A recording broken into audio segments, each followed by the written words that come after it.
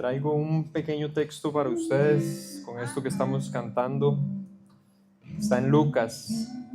Dice: Jesús llegó a Nazaret, donde había sido criado, y según su costumbre entró en la sinagoga el día de reposo y se levantó a leer. Le dieron el libro del profeta Isaías, y abriendo el libro halló el lugar donde estaba escrito: El Espíritu del Señor está sobre mí, porque me ha ungido para anunciar el evangelio a los pobres, me ha enviado para proclamar libertad a los cautivos y la recuperación de la vista a los ciegos, para poner en libertad a los oprimidos, para proclamar el año favorable del Señor.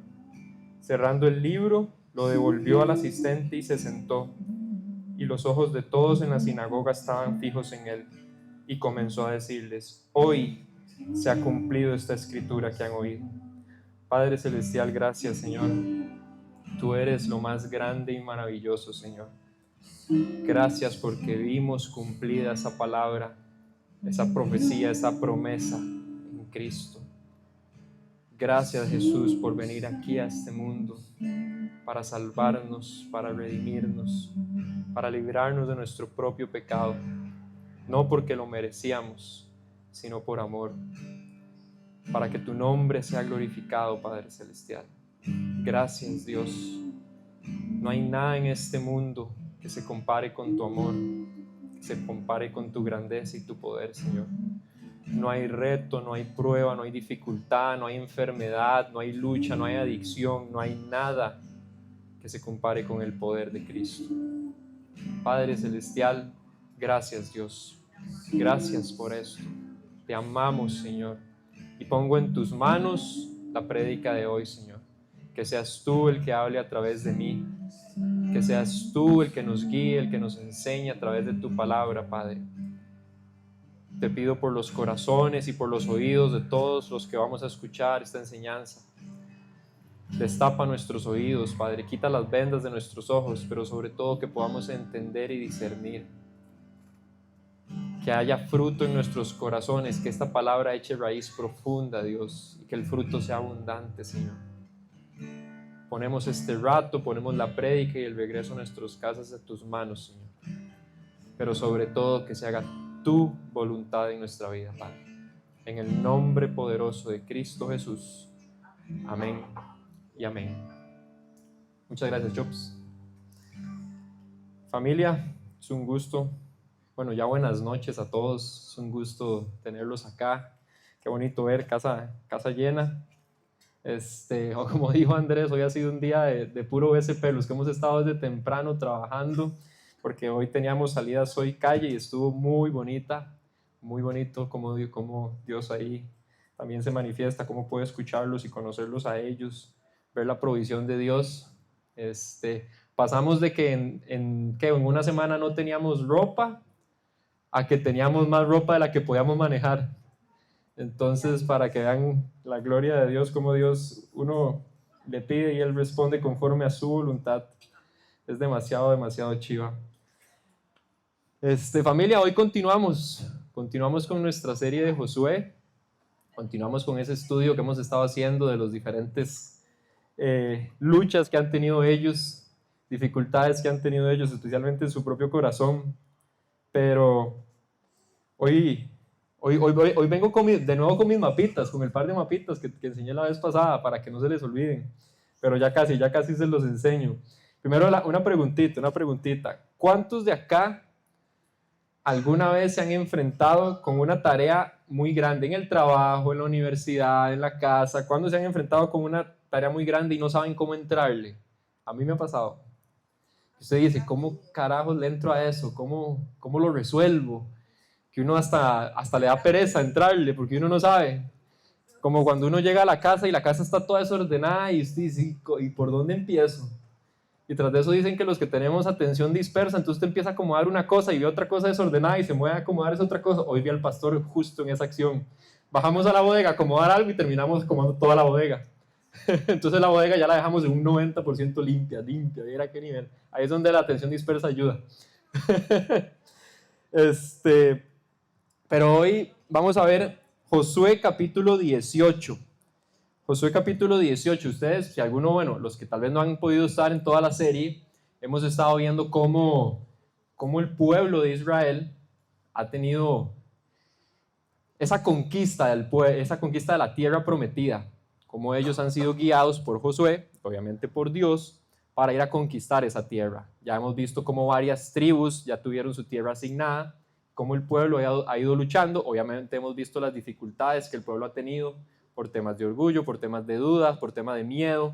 Incluso Andrés nos enseñaba la semana pasada sobre esos inquilinos peligrosos. Inquilinos era, ¿verdad? Peligrosos. No sé por qué yo después un día le dije a mi hermano que eran intrusos peligrosos.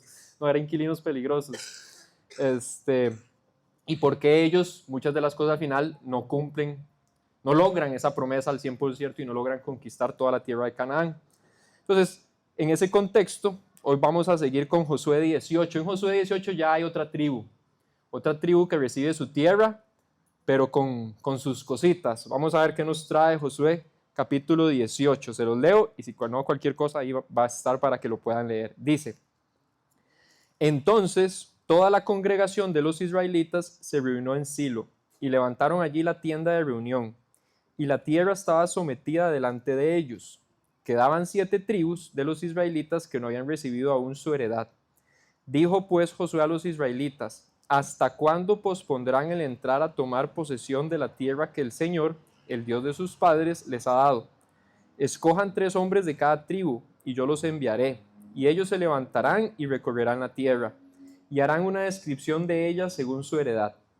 Entonces volverán a mí, dividirán la tierra en 7 partes. Judá se quedará en su territorio en el sur, y la casa de José se quedará en su territorio en el norte. Describirán la tierra en 7 partes, y me traerán aquí la descripción, y yo les echaré suertes aquí delante del Señor nuestro Dios. Pues los levitas no tienen porción entre ustedes, porque el sacerdocio del Señor es su herencia. Gad, Rubén y la media tribu de Manasés también han recibido su herencia al otro lado del Jordán, hacia el oriente, la cual les dio Moisés, siervo del Señor. Entonces los hombres se levantaron y salieron, y Josué ordenó a los que salieron a describir la tierra, diciéndoles: vayan y recorran la tierra, y descríbanla, y vuelvan a mí. Entonces les echaré suertes aquí en Silo delante del Señor. Los hombres fueron y recorrieron la tierra, la describieron por ciudades en 7 partes en un libro, y vinieron a Josué en el campamento en Silo. Josué les echó suertes en Silo delante del Señor, y allí Josué repartió la tierra a los israelitas conforme a sus divisiones. Salió la suerte de la tribu de los hijos de Benjamín conforme a sus familias, y el territorio de su suerte estaba entre la tribu de Judá y la tribu de José. Su límite por el lado norte comenzaba en el Jordán, subía por el lado de Jericó al norte, ascendía por la región montañosa al occidente y terminaba en el desierto de Bet-Aven. De allí al límite seguía hasta Luz. Por el lado sur de Luz, es decir, Betel. Después el límite bajaba hasta Atarot Adar, cerca del monte que está al sur de Bet-Orón. De abajo, el límite doblaba allí y se extendía hacia el sur por el lado occidental, desde el monte que está frente a Bet-Orón hacia el sur, y terminaba en Kiriat Baal, es decir, Kiriat Jearim, ciudad de los hijos de Judá. Este era el límite occidental. Por el lado sur, desde el extremo de Kiriat Jearim, el límite seguía hacia el occidente e iba hasta la fuente de las aguas de Neftoa. Entonces el límite bajaba hasta la orilla del monte que está en el valle de Bet-Inón, que está en el valle de Refaín hacia el norte, y bajaba al valle de Inón, hasta la ladera del Jebuseo hacia el sur, y bajaba hasta en Rogel. Luego doblaba hacia el norte e iba hasta en Semes y hasta Gelitot, que está frente a la subida de Adumín, y bajaba hasta la piedra de Boán, hijo de Rubén. Continuaba por el lado frente al Arabá hacia el norte y bajaba hasta el Arabá. El límite seguía por el lado de Bet-Ogla hacia el norte y terminaba en la bahía norte del mar Salado, en el extremo sur del Jordán. Este era el límite sur. El Jordán era su límite al lado oriental. Esta fue la heredad de la tribu de Benjamín, conforme a sus familias y conforme a sus familias alrededor. Las ciudades de la tribu de Benjamín, conforme a sus familias, eran, y aquí téngame paciencia porque son nombres: Jericó, Bet-Ogla, Emek-Casis, Bet-Arabá, Semaraim, Betel, Abim, Pará, Ofra, Kéfar Amoní, Ofni y Jeba. 12 ciudades con sus aldeas: Gabaón, Ramá, Beerot, Mispa, Cafira, Mosa, Requem, Irpeel, Tarala, Sela, Elef, Jebús, es decir, Jerusalén, Gibea y Kiriat. 14 ciudades con sus aldeas. Esta fue la heredad de la tribu de Benjamín, conforme a sus familias. Entonces, aquí vemos ya otra tribu. Sale la tribu de Benjamín. Esa es la tribu de Benjamín a la que le toca la distribución de la tierra. Pero, Josué empieza con un regaño. Antes de distribuir la tierra, él empieza con un regaño clarísimo. Quedan 7 tribus, y él mismo lo menciona, pero él empieza con un regaño. Algo no está bien, y eso lo hemos estado viendo en las distintas tribus, como hay ciertos detalles que no están bien. Y vemos yo le llamé una conquista pospuesta, porque en el versículo del 1 al 3, vamos a leerlo otra vez, solo ese pequeño bloquecito del 1 al 3, que es como empieza Josué, dice: entonces toda la congregación de los israelitas se reunió en Silo y levantaron allí la tienda de reunión, y la tierra estaba sometida delante de ellos. Ojo, dice que la tierra estaba sometida delante de ellos. Quedaban 7 tribus de los israelitas que no habían recibido aún su heredad. Dijo pues Josué a los israelitas: ¿hasta cuándo pospondrán el entrar a tomar posesión de la tierra que el Señor, Dios de sus padres, les ha dado? 7 tribus sin heredad. Ya hemos visto que habían ya recibido varios, pero ¿cuáles son esas 7 tribus? La que salió hoy: Benjamín, Simeón, Zabulón, Isaacar, Aser, Neftalí y Dan. Esas son las 7 tribus que quedan. Pero fuera de las 7 tribus es como Josué cierra este pedazo, ese regaño que les hace. Josué les llama la atención a las tribus. ¿Por qué? Por su negligencia, por su complacencia al no tomar las tierras que Dios ya les había dado. Es que no era como que no sabían si tenían que conquistarla, no era como que estaban seguros si les tocaba o no les tocaba. El mismo Josué dice: la tierra que el Señor les ha dado. ¿Por qué? ¿Hasta cuándo pospondrán? ¿Quién de aquí conoce la palabra procrastinar? Levanten la mano. Más bien pregunto, ¿hay alguien que no la conozca? Que no la conozca, ok. Procrastinar, uno normalmente la define como muy tico, pero también yo me puse a buscar la definición de diccionario por cualquier cosa para no definirla solo en tico. Unos sinónimos. Primero, procrastinar es lo mismo que aplazar o postergar, posponer, retrasar, demorar. Cualquiera de esos ejemplos es sinónimo de la palabra procrastinar. Ahora, ya una definición más clara. Procrastinar es ese hábito que nosotros tenemos, que a veces tenemos, de aplazar o postergar voluntariamente tareas importantes, sustituyéndolas por actividades más sencillas o de menos importancia, actividades agradables o irrelevantes. Entonces, primero vemos que Josué los regaña porque ellos están procrastinando una orden de Dios. Están posponiendo, están postergando. Yo me lo traigo a mí y quiero que ustedes se hagan la misma pregunta que me hice yo. Y aquí es donde empezamos la tiradera. ¿Qué cosas estamos postergando nosotros que Dios nos mandó a hacer? ¿Qué cosas estoy posponiendo yo? Y esta sí no es pregunta para que me respondan aquí, esta es para que se la hagan ustedes en la intimidad de su corazón. ¿Qué cosas estoy posponiendo que Dios me mandó a hacer? ¿Estoy posponiendo el servir? ¿Estoy posponiendo el servir a mi familia, el servir a mis amigos, el servir en el trabajo, el servir en la iglesia? ¿Estoy posponiendo el perdonar? ¿Estoy posponiendo el pedir perdón? ¿Qué estoy posponiendo? ¿Estoy posponiendo el dejar la queja? ¿Estoy posponiendo el predicar? Ahora don Charlie que le dije que iba a hacer practicar para predicar. ¿Estoy posponiendo el soltar? Dejar ir todas esas cargas del pasado, dejar ir todo eso que sigo arrastrando. Estoy posponiendo el terminar algo que hace rato tuve que haberlo terminado. Una mala actitud, un mal comportamiento, una relación, un negocio que no me beneficia. ¿Estoy posponiéndolo? O al revés, estoy posponiendo empezar algo que Dios me mandó a empezarlo. Un ministerio, un servicio, un negocio. ¿Estoy posponiéndolo? ¿Qué cosas estamos posponiendo, familia? Que son órdenes de Dios. Porque nosotros seguimos posponiendo el llamado de Dios. Seguimos posponiendo ese llamado de Dios para nuestra vida. Y yo mismo me hice la pregunta, ¿por qué?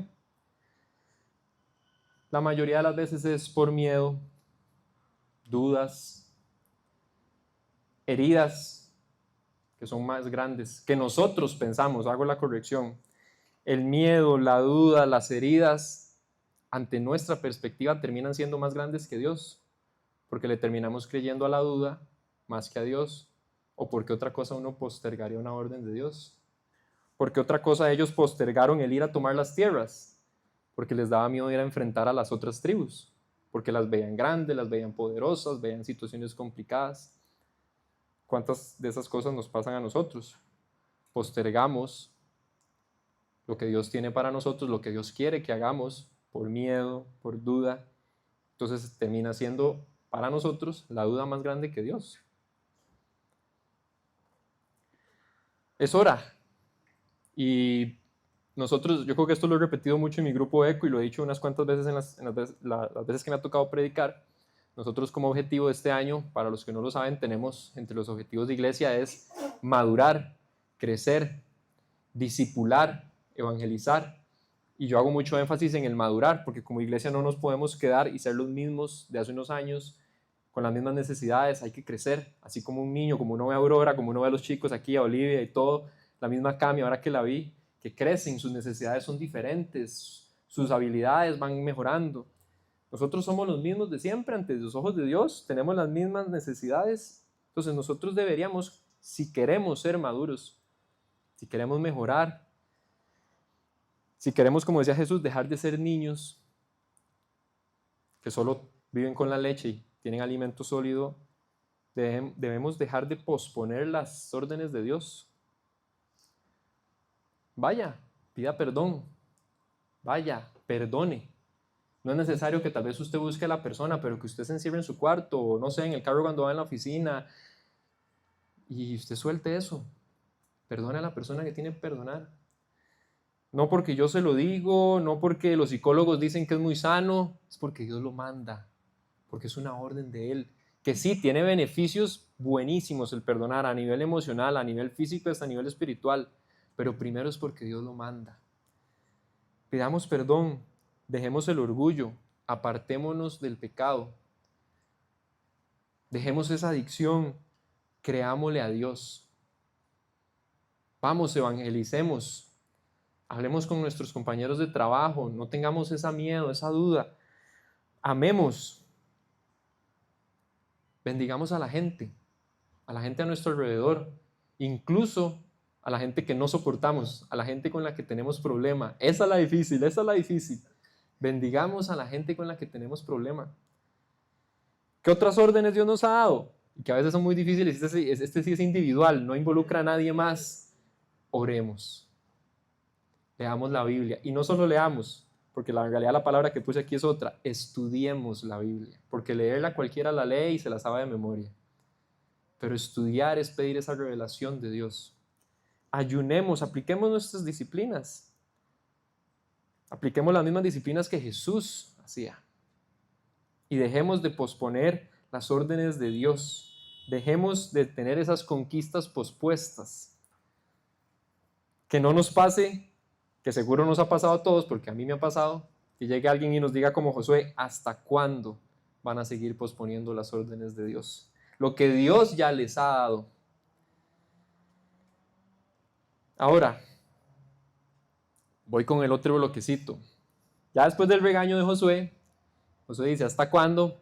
Pero como un buen líder, las características de un buen líder, es que no solo viene con el regaño, sino que viene con una posible solución, viene con ideas, viene cómo apoyo, cómo ayudo. Y eso yo lo veo en Josué, del 4 al 10. Yo veo a Josué dando ideas. Este es el plan que vamos a hacer. Ok, ustedes han estado postergando esto. Bueno, le tienen miedo a esos pueblos. ¿Cómo vamos a hacer con la tierra? Ok, viene Josué con el plan del 4 al 10. Dice, escojan 3 hombres de cada tribu y yo los enviaré. y ellos se levantarán y recorrerán la tierra, y harán una descripción de ella según su heredad. Entonces volverán a mí, dividirán la tierra en 7 partes. Judá se quedará en su territorio en el sur, y la casa de José se quedará en su territorio en el norte. Describirán la tierra en 7 partes, y me traerán aquí la descripción. Y yo les echaré suertes aquí delante del Señor nuestro Dios. Pues los levitas no tienen porción entre ustedes, porque el sacerdocio del Señor es su herencia. Gad, Rubén y la media tribu de Manasés también han recibido su herencia al otro lado del Jordán, hacia el oriente, la cual les dio Moisés, siervo del Señor. Entonces los hombres se levantaron y salieron, y Josué ordenó a los que salieron a describir la tierra, diciéndoles: vayan y recorran la tierra, y descríbanla y vuelvan a mí. Entonces les echaré suertes aquí en Silo delante del Señor. Los hombres fueron y recorrieron la tierra, la describieron por ciudades en 7 partes en un libro, y vinieron a Josué en el campamento en Silo. Josué les echó suertes en Silo delante del Señor, y allí Josué repartió la tierra a los israelitas conforme a sus divisiones. Josué viene con la estrategia. ¿Qué les dice? Más bien les ordena escoger a 3 hombres de cada tribu. Yo no sé si esto les suena a ustedes como conocido, como que algo ya había pasado así en el pasado. La famosa historia de los espías, que los espías tenían que ir a ver cómo estaba la tierra prometida. A veces dicen que no hay que inventar el agua tibia. Josué simplemente agarró una estrategia del plan de estrategias del pueblo, de un plan de estrategias de Dios, y hagámosla, ya nos sirvió.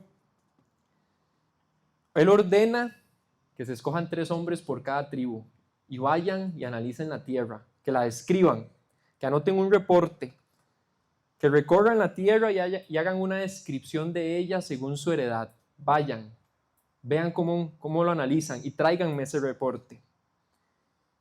Aquí entonces sí, les pido a los de PIT, porfa, que me muestren el primer mapa para que veamos. Aquí vemos más o menos las tierras que quedaban. Ya habíamos visto las de este lado, y aquí ya empezamos a ver la distribución del otro lado, del lado oeste del río Jordán y del Mar Muerto. Hoy justo estamos viendo esta, Benjamín, la que está aquí en azul. La tribu de Benjamín es la distribución que estamos viendo aquí hoy. Entonces, Josué ordena, luego del reporte, dividir la tierra en las 7 partes. Él trae ese reporte porque también el reporte, y es lo que más adelante se les menciona, y después voy a profundizar un poco más en el otro punto, donde vimos el montón de ciudades. Eso es parte de lo que trae el reporte. ¿Por qué sirve ese reporte? Porque entonces podemos dividir la tierra. Bueno, usted le toca de esta ciudad a esta ciudad, con este límite en el norte, en el sur, y así va sacando la división. Josué ordena que se divida la tierra en 7 partes y echa suertes para hacer la distribución. Y la beneficiada es la tribu de Benjamín. Ahora, cuando yo vi repetida tanto en esta palabra, pensé en PRI, porque esta es de las preguntas que PRI siempre le gustan, así. Y esa es una palabrilla que a veces la gente como o le pasa por encima o se le hace un colocho. ¿Cómo que suertes? Entonces, tiraron unos dados, ¿y qué? ¿Y qué significa eso? Porque hay personas que tal vez no lo entienden, no saben qué significa. Hay otros que tal vez lo entienden, pero lo malinterpretan.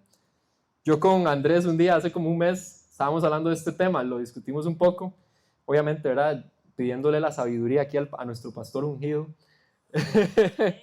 Pidiéndole la guía. No, y estábamos discutiendo sobre este tema. Porque a veces se menciona, pero como que es un tema que se le anda de larguito. Entonces, aunque es un paréntesis, yo sí quiero tocarlo para que tengamos un poco de claridad qué era ese contexto histórico que nos ayuda a entender qué se hacía en esa parte y por qué la Biblia lo menciona. No es coincidencia que la Biblia, si fuera algo malo, lo hubiera sacado, pero también, como todo lo de la Biblia, lo malinterpretamos. Suertes es un método que se usaba en esa época para adoptar decisiones o tomar decisiones en ciertos casos como un medio de consulta a Dios. Ante varias disyuntivas se hacía uso del azar, oiga, el azar, en el entendido de que este era dirigido por Dios. Pero, ¿y dónde es que entra el pero muy grande? No es como que yo voy a traer unos dados y entonces, ay Dios, ¿qué trabajo escojo? Y tiro los dados. Ay Dios, ¿qué predica hago hoy? Y tiro los dados. Ay Dios, tengo todas estas posibles candidatas para casarme. No, eso no era. Oiga, voy a tirar los dados a ver cuál es. No, Dios nos dio una sabiduría. Dios nos dio un conocimiento. Dios nos dio la capacidad de razonamiento. Entonces, se usaba, el tema de suertes se usaba históricamente cuando ellos ya habían pasado un filtro anterior, cuando ya ellos habían analizado circunstancias, habían analizado argumentos y ya tenían las opciones que les quedaban, eran opciones que no había cómo elegir una sobre la otra. Y por eso echaban suerte como para que decidiera Dios. Se quedaban sin argumentos para elegir una opción, entonces metamos los dados. Ahora voy a traerles un ejemplo, cómo eso yo lo aplicaría ahorita. ¿Cómo podría ser un ejemplo para ahorita? Digamos que usted tiene una empresa y está buscando a alguien para un puesto. Está buscando a alguien para el puesto de gerente de contabilidad y le llegan 10 posibles candidatos. Usted no es como que tira los dados para los 10 candidatos a ver cuál va a ser el candidato elegido. No, usted en la sabiduría que Dios le dio, en la inteligencia que usted tiene también como un profesional de esa área, usted llega y los pasa por un filtro. ¿Cuáles son los más preparados? ¿Cuáles tienen más experiencia? El conocimiento, ven recomendaciones, incluso ven su salario, quién está pidiendo más, quién está pidiendo menos, y usted va filtrando. Usted con su propia habilidad que Dios le dio, va filtrando. Resulta que usted de esos 10 le quedaron 2 que están en exacto igual de condiciones. Tienen la misma cantidad de títulos, tienen la misma cantidad de años de experiencia, tienen las mismas recomendaciones, casi que hasta el mismo salario piden, con todos los céntimos, el mismo salario. ¿Cómo hace uno? Entonces es donde ellos decían, de Dios, los dos están en igualdad de condiciones, ¿cómo hago para elegir uno sobre el otro? Porque los dos ya yo no tengo más criterio para evaluar de qué hace uno carajillo, tiremos escudo corona. Escudo queda uno, corona queda el otro. Pero ya usted hizo su proceso de análisis, de investigación y de filtrar con respecto a argumentos válidos. Esa era la razón como ellos lo usaban. Y ustedes saben que también lo hacían no solo para terrenos, sino que hasta lo hacían para elegir personas. Y lo vemos en el Nuevo Testamento. Lo hacen para elegir uno de los discípulos en Hechos. Hechos capítulo 1, versículo 21 al 26. Esto lo hacen después de que ya Jesús ha venido, muerto y resucitado y ya ha ascendido. Como Judas se suicida, ellos tienen que elegir un sucesor de Judas. Y ojo lo que pasa. Dice, por tanto, es necesario que de los hombres que nos han acompañado todo el tiempo que el Señor Jesús vivió entre nosotros, comenzando desde el bautismo de Juan hasta el día en que de nosotros Jesús fue recibido arriba al cielo, uno sea constituido testigo con nosotros de su resurrección. Presentaron a 2, a José, llamado Barsabás, que no es lo mismo que Barrabás, cuidado, y al que también llamaban Justo, y a Matías. Entonces eran José y Matías. Después de orar, dijeron, tú, Señor, que conoces el corazón de todos, muéstranos a cuál de estos 2 has escogido para ocupar este ministerio y apostolado, del cual Judas se desvió para irse al lugar que le correspondía. Echaron suertes y la suerte cayó sobre Matías y fue contado con los 11 apóstoles. Pero ojo, yo no sé si ustedes se lo pasaron por alto, ya ellos habían pasado un filtro anterior. Dice, tienen que ser personas que nos hayan acompañado desde el principio. Tienen que ser hombres que hayan aparecido desde el principio, que hayan estado todo el tiempo que el Señor Jesús vivió entre nosotros, comenzando desde el bautismo de Juan hasta el día en que de entre nosotros Jesús fue recibido arriba al cielo. Uno se ha constituido testigo con nosotros de su resurrección. Ya ellos hayan aplicado su filtro. Tiene que ser alguien que nos haya acompañado, que haya visto a Jesús, que haya visto sus obras, que lo haya escuchado y que lo vio ascender. No era cualquiera por el que ellos tiraron suertes. Ellos hicieron su filtro y después tenían 2 seguidores de Jesús en igualdad de condiciones. Dios escoja a usted. Y tiraron suertes y en este caso salió Matías.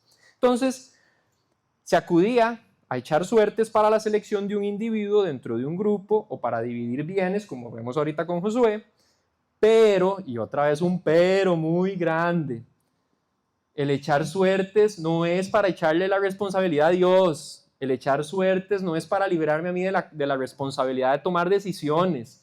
El echar suertes no es para quitarme la responsabilidad de analizar, de pensar, de usar argumentos válidos. El echar suertes y mucho menos no es para echarle la culpa a Dios. Ah, Dios, usted eligió a Matías, a ver qué hace. El echar suertes es algo muy delicado. No es ni para lavarnos las manos de la responsabilidad de nuestras decisiones.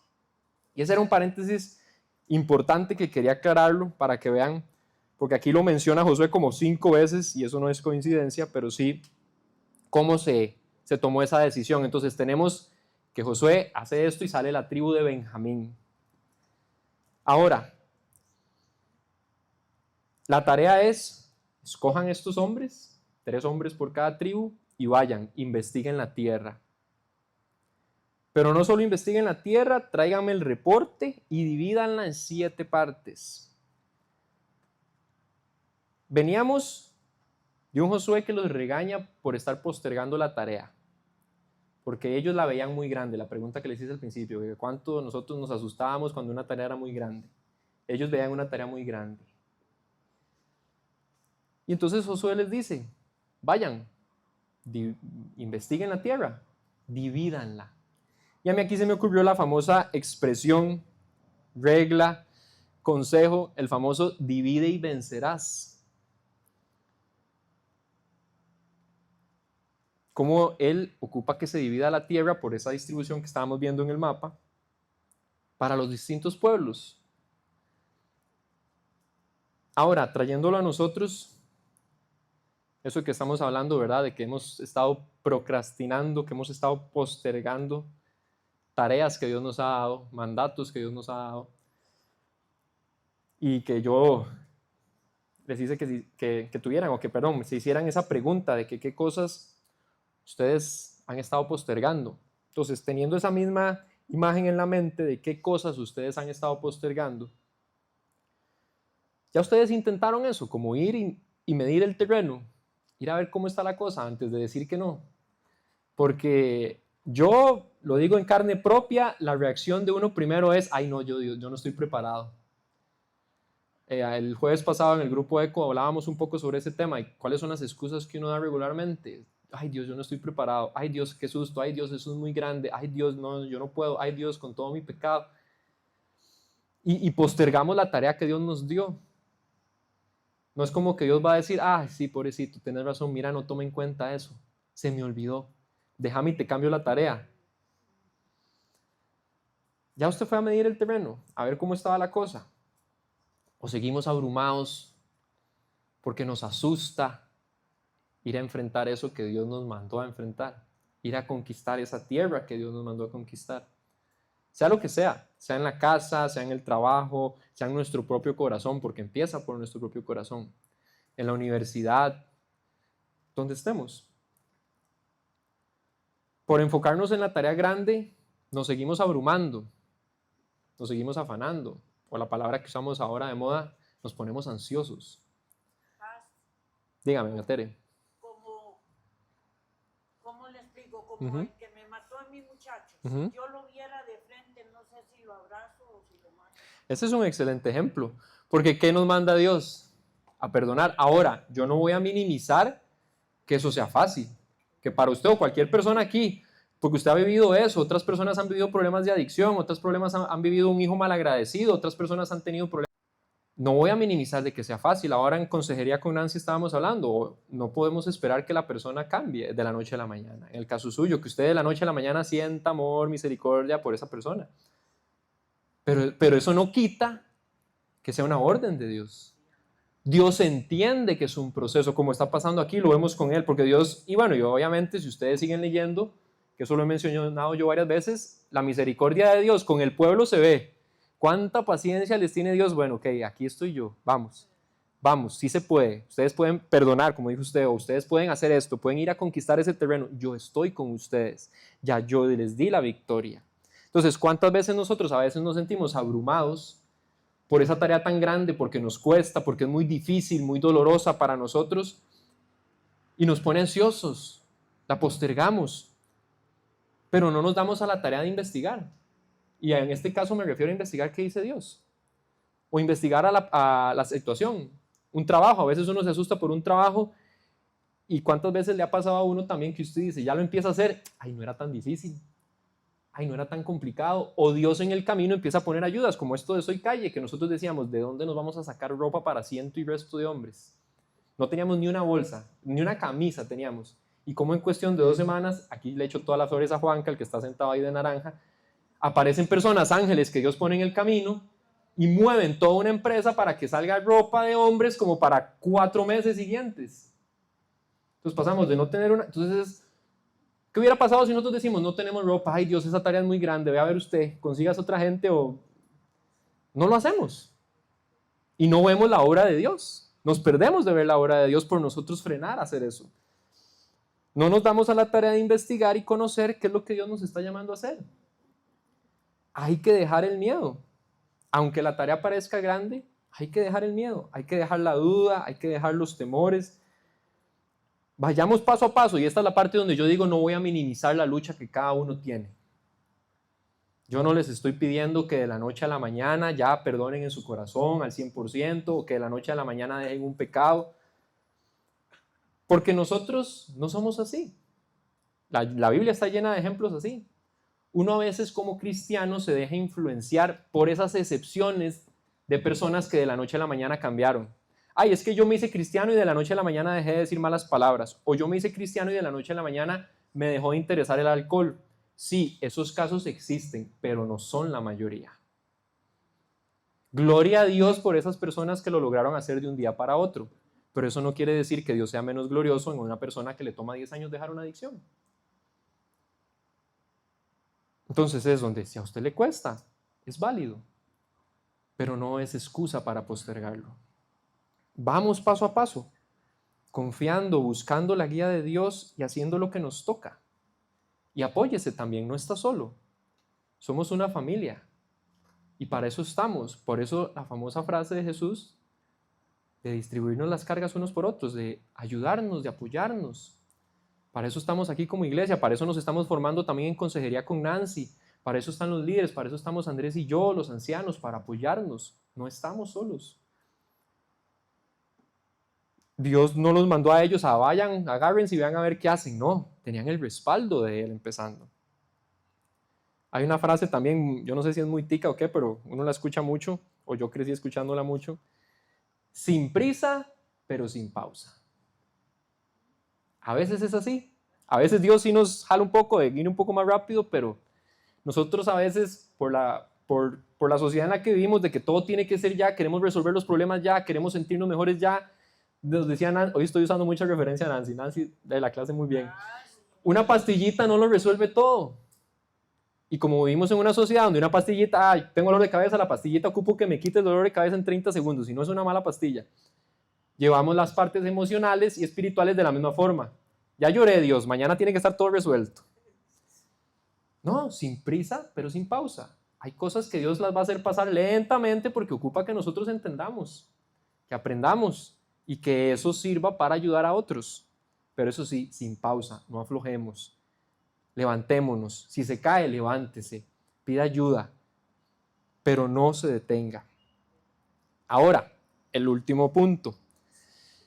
Aquí sí, no les voy a leer todo el texto porque son un montón de ciudades, pero sí quiero hacer de una manera general una explicación parecida que Andrés y don Horacio la han hecho en sus prédicas, que es la parte final del versículo 11 al 28. Ya llega el informe, le traen el informe a Josué de las ciudades y entonces sale Benjamín, ¿verdad? En las suertes, y entonces Josué agarra a Benjamín y le dice, esta va a ser su distribución de tierra. Esta va a ser su distribución de tierra. Y les empieza a dar los límites. Hay que conocer los límites.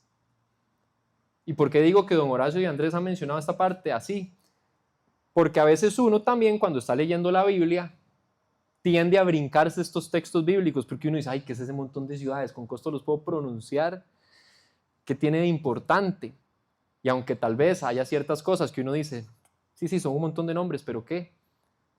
Es importante porque a nivel histórico y a nivel de registro, es un registro de propiedad, creo que fue don Horacio el que lo usó esa expresión, es un registro de propiedad. Es un registro de propiedad que Josué le está dando a los hijos de Benjamín para que conozcan su tierra, para que conozcan hasta dónde llegan las cosas. Es como un avalúo. ¿Cuántos de aquí alguna vez han hecho un avalúo de un terreno, de una casa? Solo Tao, don Charlie. Un avalúo. Hijo de puña, yo pensé que iban a decir más. Yo dije, a todos van a levantar la mano. Bueno, don Ricardo, sí, don Ricardo es arquitecto, entonces don Ricardo ha hecho avalúos. Entonces, ya ahorita entonces explico un poco más esa parte. Por eso también es importante, porque también los historiadores modernos pueden agarrar todas esas ciudades y decir, mira, esto es cierto. Esto es no es porque como que Dios necesita que lo justifiquemos, ¿verdad? Nosotros necesitamos eso. Entonces, donde los historiadores agarran los registros y dicen, ay, mira, lo que dice la Biblia es cierto. Estas ciudades existieron, este pueblo existió. Y por eso es importante las veces que la Biblia menciona, así como los famosos el capítulo donde habla todo el linaje y el montón de nombres de Jesús, porque así se hace un registro de dónde viene todo y cómo todo es real. Entonces nos sirve para, y es el punto que yo llamé, conocer los límites. Aquí Josué escoge a la tribu, por suerte se escoge a la tribu de Benjamín, y el territorio de su suerte dice que estaba entre la tribu de Judá y la tribu de José. Y empieza a dar los límites por el norte, por el sur. Y aquí sí, entonces quiero ir al mapa número 2, porfa. Nada más sí les voy a mencionar porque quiero mostrarles el mapito un toque. Como dijo Nancy ahora, no se ve un poco borroso. Pero se describen un poco los límites. Este bloquecito de aquí es Benjamín. Y aquí entonces, yo pensé que iba a poder leerlas porque no me las aprendí de memoria. Pero aquí está Betel, sí no sé qué dice. Este es Bet Samaz y este no me acuerdo. Voy a tener que leerlos porque no me los aprendí de memoria. Yo me dependí de la imagen mucho ahí. Sí, no los vi bien. Pero Josué describe los límites del territorio que le va a tocar a Benjamín. Bueno, también, ¿verdad? Él sí menciona que va a estar entre Efraín y Judá, que son estas dos tribus. La que está aquí, arribita, la que está aquí. Vemos a la tribu de Dan a la par. Entonces, Josué empieza a hacer esta distribución de límites y dice que les tocan 14 ciudades con sus aldeas. Ahora, ¿por qué también es importante esto? Esta pregunta es a los que sí saben qué es un avalúo. ¿Cuál es la importancia de conocer los límites de un terreno? ¿Cuál es la importancia de un avalúo? ¿Para qué sirve un avalúo? Puede levantar la mano. Bueno, Ricardo obviamente sabe, pero... Don Ricardo, ¿para qué sirve un avalúo? ¿Para qué sirve un avalúo?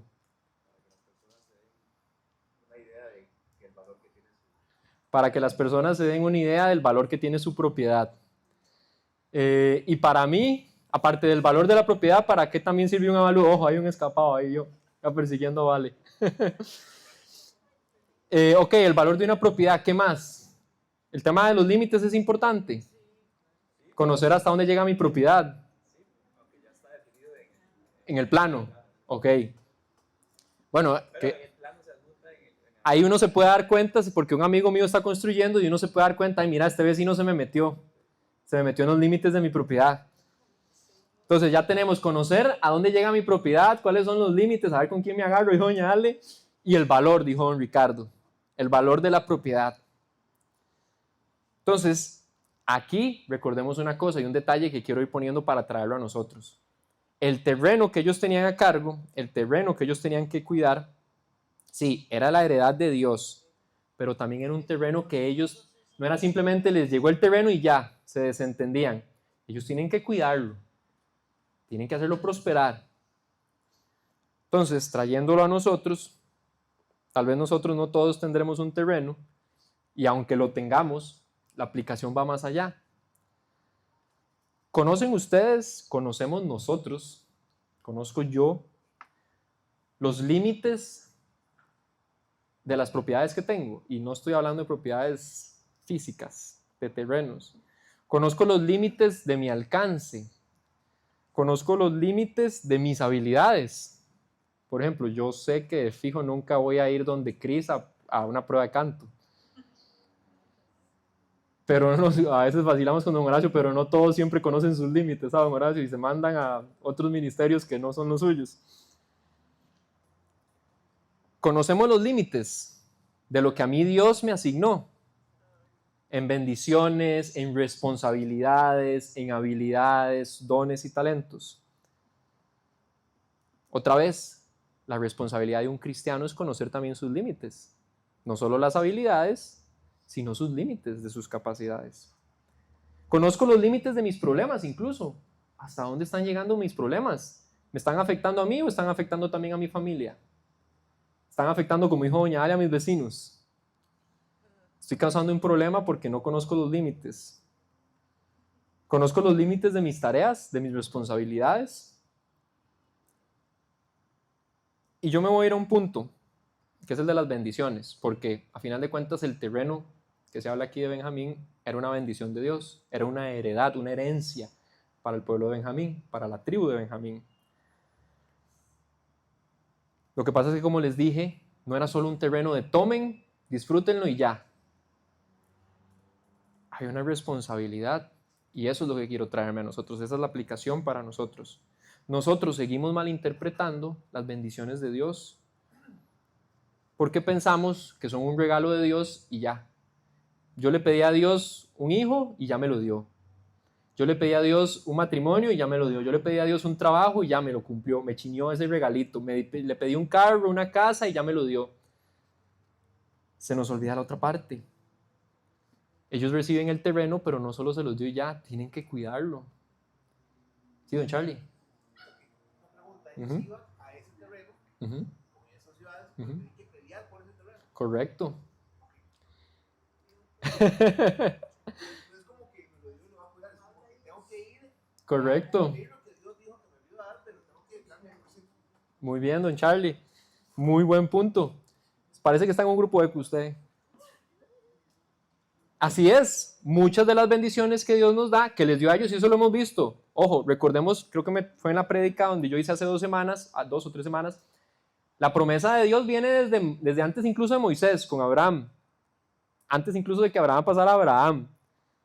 Y es ahí donde se hace el cambio. Pero la promesa de la tierra prometida venía ahí. Ahora, ¿eso los libró a ellos de la batalla? No. Como en este caso, que al principio Josué los regaña porque están postergando la tierra que Dios les ha dado, pero igual tienen que ir a lucharla, igual tienen que ir a conquistarla. A nosotros siempre nos toca una parte, porque también como cristianos nos vamos a ese extremo. Ah, Dios es el que hace todo, como Dios es todopoderoso, Dios es el que hace todo, a mí no me toca hacer nada. Dios debería de curarme de esta ansiedad, Dios debería curarme de este miedo, Dios debería sacarme de este trabajo que es un infierno. No, tenemos que tomar decisiones. Tenemos que ir a luchar, tenemos que ir a enfrentar, tenemos que ir a prepararnos, tenemos que ir a conocer los límites, tenemos que ir a describir cómo está la tierra. Tenemos nuestra tarea también. No es así porque así. Porque si no, no creceríamos. ¿Qué pasa un niño que se le da todo y nunca, no sé, por ejemplo, no tiene exámenes, no recibe pruebas? Uno constantemente ocupa ser probado. Más fácil, un ejemplo más fácil, el gimnasio. Si usted se hace así, si yo paso haciendo así, nunca va a sacar músculo. ¿Qué ocupo hacer? Ocupo meterle peso, que me cueste, resistencia. Ahí es donde el músculo empieza a crecer. Lo mismo es con nuestra fe, lo mismo es con nuestra relación con Dios. Solo se va a fortalecer en medio de la prueba. El terreno que Dios nos dio, póngale el nombre que usted quiera, mi matrimonio, mi casa, mi trabajo. Esos terrenos que Dios nos dio no es solo para darnos algo y ya. Es una responsabilidad que tenemos ante los ojos de Dios, de cuidarla, de prosperarla, prosperar esa tierra, pero sobre todo de que glorifique a Cristo, de que apunte a Cristo. Es importante conocer los límites que Dios ha puesto en nuestra vida, conocer los terrenos que Dios nos ha dado, saber qué es con lo que Dios nos bendijo, pero también reconocer que no es solo para bendición nuestra, no es solo para chineo nuestro, es para cuidarlo y sobre todo para su gloria. Nada de lo que nosotros tenemos, nada de lo que recibimos es solo para nosotros. Siempre todo tiene un objetivo, es para su gloria. Y todo comenzó desde la creación. Dios creó la tierra, Dios nos creó a nosotros para su gloria. Dios envió a Jesús a morir por nosotros para su gloria. Y Jesús lo repite infinidad de veces, esto es para tu gloria, para que tu nombre sea glorificado, para que tú te glorifiques. Incluso cuando levanta a Lázaro, él le dice, yo sé que tú puedes, Padre, pero esto lo digo para que tu nombre sea glorificado. Esto lo hago para que tu nombre sea glorificado. Entonces, cada vez de que usted enfrente una lucha, sí, usted va a recibir una bendición y va a recibir un terrenito. Y ojo, que no nos vayamos a la teología de la prosperidad, que necesariamente tiene que ser algo material. Pero sí, Dios nos bendice, Dios nos chinea, pero no queda ahí, es para su gloria, es para agradecerle a Él, para reconocerlo, para prosperar eso que nos dio, para cuidarlo, que no se convierta en nuestro ídolo, porque a veces también las bendiciones de Dios las convertimos en nuestro ídolo. Y yo le oré a Dios por un hijo y ya Dios me lo dio y ese hijo se convierte en mi ídolo, es mi todo, es mi vida. Y ese terreno que Dios nos dio no es para tener ídolos, es para su gloria. Y ya para cerrar, como todo es para su gloria, ¿cómo vemos a Jesús en esto? ¿Cómo yo puedo aplicarle esto a Jesús? ¿Cómo Jesús incluso pasó por esto? Y es el texto con el que empecé cuando Chops estaba cantando, y se los quiero volver a leer. Lucas 4, del 16 al 21. Jesús llegó a Nazaret, donde había sido criado, y según su costumbre, entró en la sinagoga el día de reposo y se levantó a leer. Le dieron el libro del profeta Isaías y abriendo el libro halló el lugar donde estaba escrito. Esto es lo que lee Jesús. El Espíritu del Señor está sobre mí, porque me ha ungido para anunciar el Evangelio a los pobres. Me ha enviado para proclamar libertad a los cautivos y la recuperación de la vista a los ciegos, para poner en libertad a los oprimidos, para proclamar el año favorable del Señor. Cerrando el libro, lo devolvió al asistente y se sentó, y los ojos de todos en la sinagoga estaban fijos en él. Y comenzó a decirles, hoy se ha cumplido esta escritura que han oído. Jesús venía con una misión que estaba escrita desde el Antiguo Testamento. Pero Jesús, como buena orden de Dios, a diferencia del pueblo, Jesús no la postergó. Jesús no la pospuso. Jesús no pospuso la conquista sobre el pecado. No se puso a procrastinar. Ay, no, ¿será que sí se puede? Es que estos discípulos, qué rejegos que son, cómo cuestan. Así yo no puedo. Jesús no se puso a postergar la misión que le encomendó el Padre. Porque Jesús lo dice, yo vine porque tú me enviaste. No se puso a esperar a ver si la cosa cambiaba o si mejoraba. Jesús tenía muy claro cuál era su misión. Ahora, Jesús también, aunque a veces la gente, yo pienso que la gente se imagina como a Jesús como hipioso, porque que era así como un mansito, paz y amor. Jesús era estratégico. Jesús era muy estratégico. Y así como vemos a Josué aplicando el arte de la guerra en el divide y vencerás, Jesús fue muy estratégico en todo lo que hacía. Y él sabía cómo dividir el poder político y el poder religioso.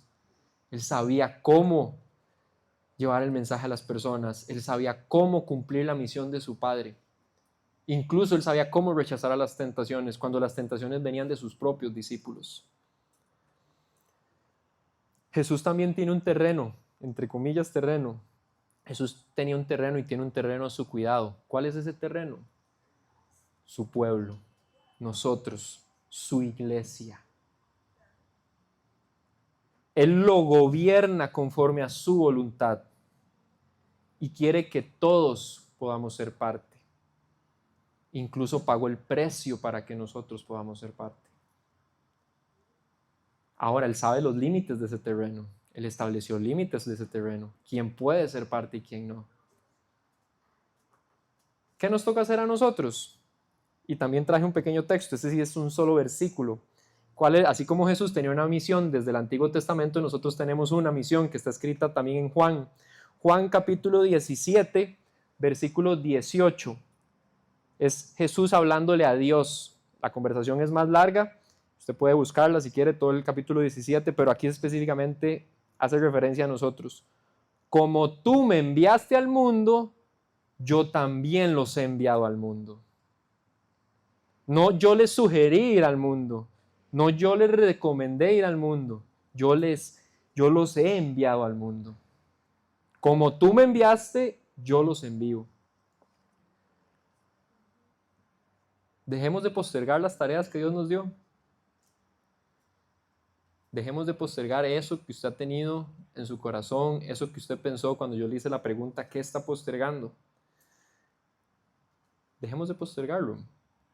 Ya es hora.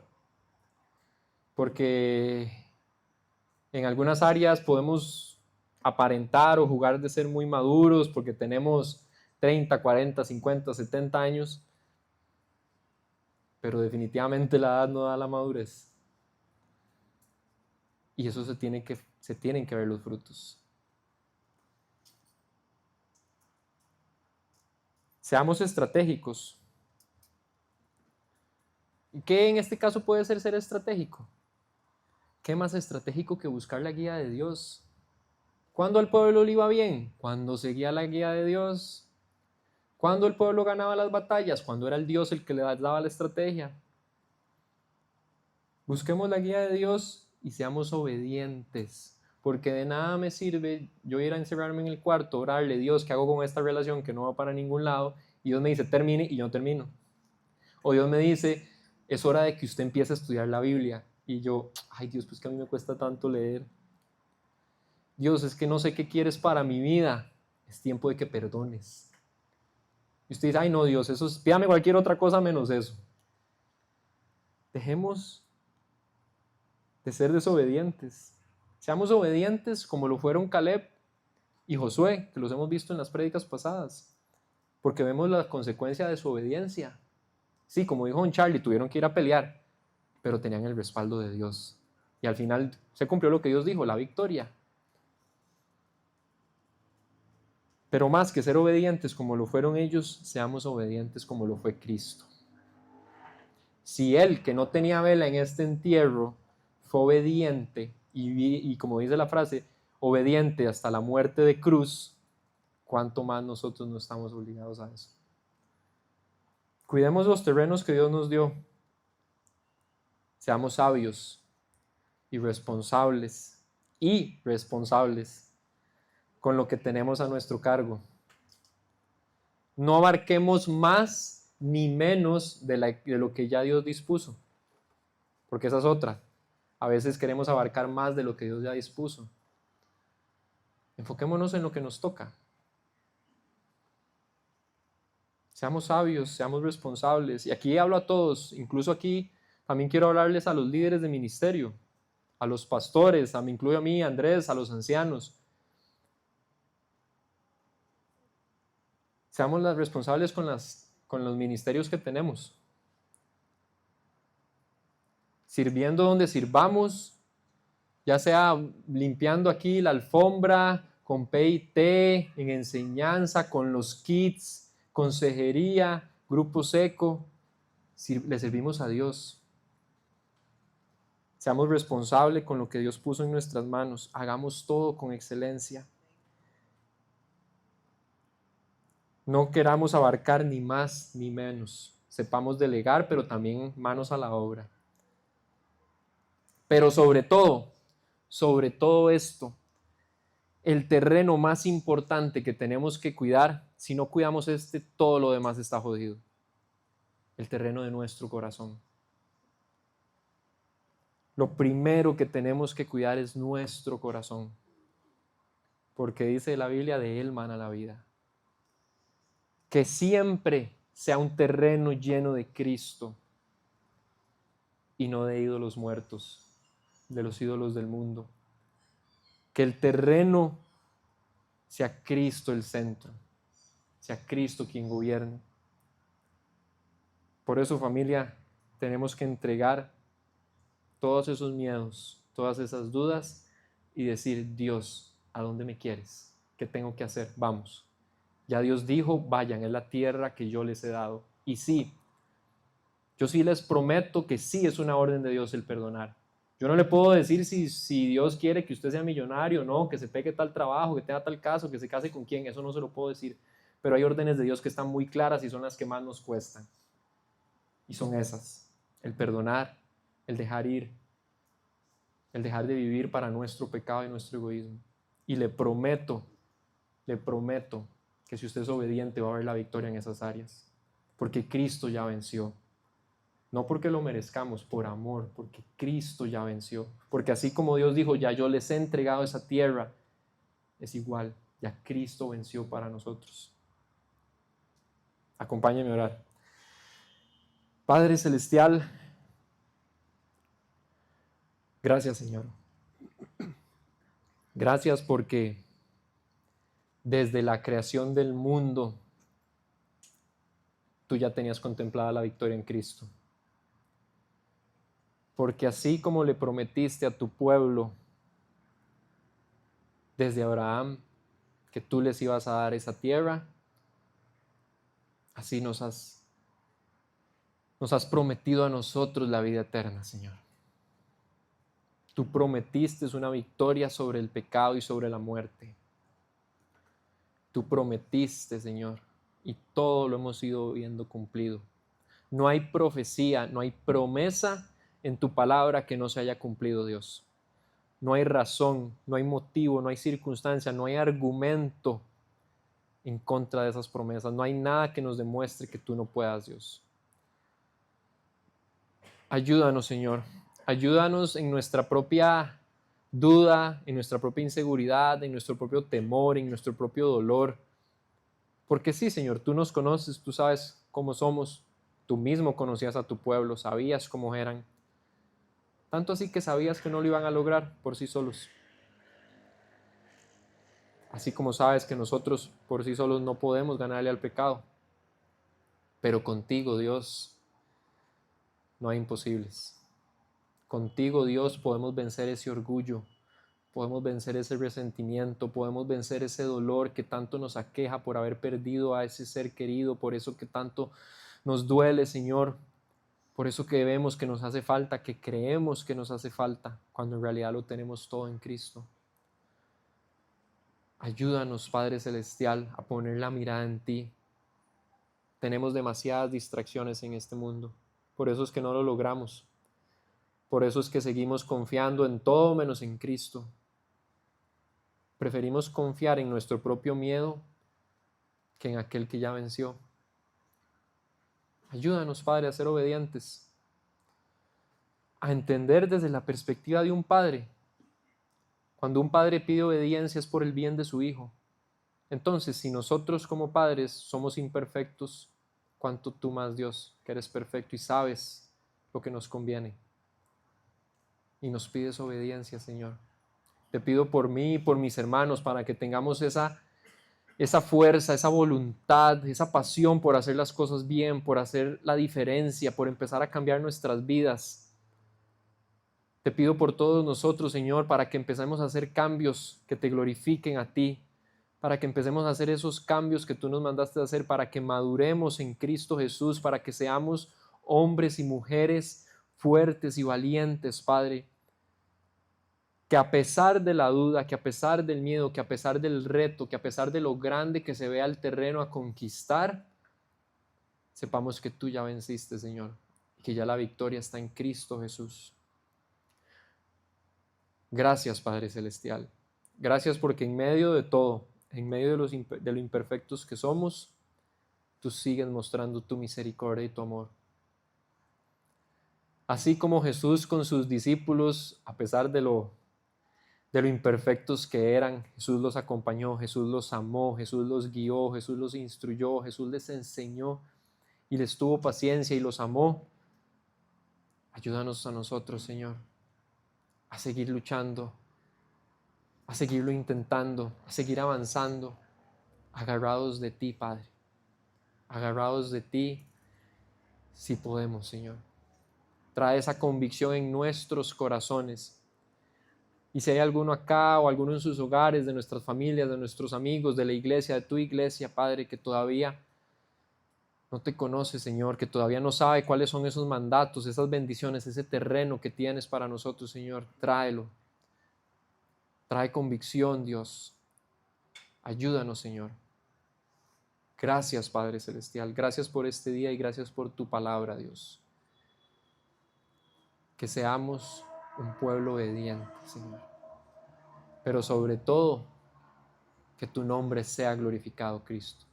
Que a través de nuestra obediencia la gente conozca de Cristo. Que a través de nuestra obediencia las cosas se vayan resolviendo, se vayan solucionando conforme a tu voluntad, Padre. Gracias, Dios. En ti confiamos, Señor. En ti entregamos todas nuestras cargas y recibimos tu paz, recibimos tu sabiduría, recibimos todo de ti, Señor. Todo esto te lo pedimos, Padre, en el nombre poderoso de Cristo Jesús. Amén y amén. Muchas gracias, familia.